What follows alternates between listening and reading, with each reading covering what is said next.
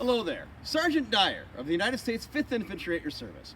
Actually, 5th Infantry Living History Group, which is a living history group that started right here in Eau Claire over 20 years ago. The 5th Infantry is dedicated to portraying the lives of the men and women of the Frontier Army of the United States of the 1820s. In future videos, I'll be showing you ideas about how to improve interpretation, what we do for activities, and other unit stories. For this video, though, we're going to learn about the Frontier Army of the 1820s. Let's get started. The 1820s Army of the United States was a peacetime army. Really, the only conflict during that time was the 1827 Red Bird War. The army was small, and only close to about 7,000 officers and men, spread out on forts on the coast and the frontier. In the U.S. 5th's area of operations, Forts Howard, Winnebago, Crawford, and Snelling all would garrison between 150 to 500 men.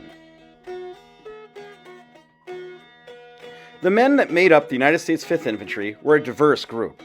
Immigrants joined in large numbers during this time. Irish, Swedes, and some even African Americans would make up the ranks of the United States 5th Infantry during the 1820s. Motivations to join the United States 5th Infantry during the 1820s would vary. Adventure and receiving pay could be motivations. However, many of the men had low skill sets and sometimes were looking to escape from bad situations. During the 1820s, officers would come from aristocratic families, trained at West Point, or they might have even served the Revolutionary War or War of 1812. Promotion was very slow for these men, and gray-haired first lieutenants were not uncommon. Better conditions and larger rooms would be allowed for officers, some even having some family space. Enlisted men had a tougher life compared to the officers. They slept in bunks, 2 to a bunk, or 4 or 5 people to a tent. Food was bland: bread, peas, salt pork, or beef. However, sometimes it would be supplemented by growing foodstuffs in a garden.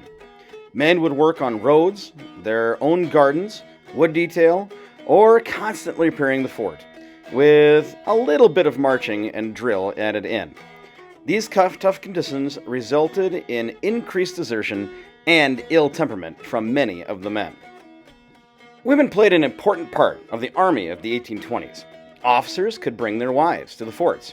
Enlisted men might have wives as well, but they would need permission to marry. Women would also find employment with the army as laundresses. Seldom cooks, however, as the men were expected to cook for themselves. Despite these tough conditions, men and women worked hard to provide law and order in the frontier, infrastructure, and also a sense of normalcy. These are the lives that the men and women of the United States 5th Infantry represent. Well, thanks for watching this installment of Sergeant Dyer's Brief. In future episodes, we'll be taking a look at joining and your basic kit. Until then, dismissed!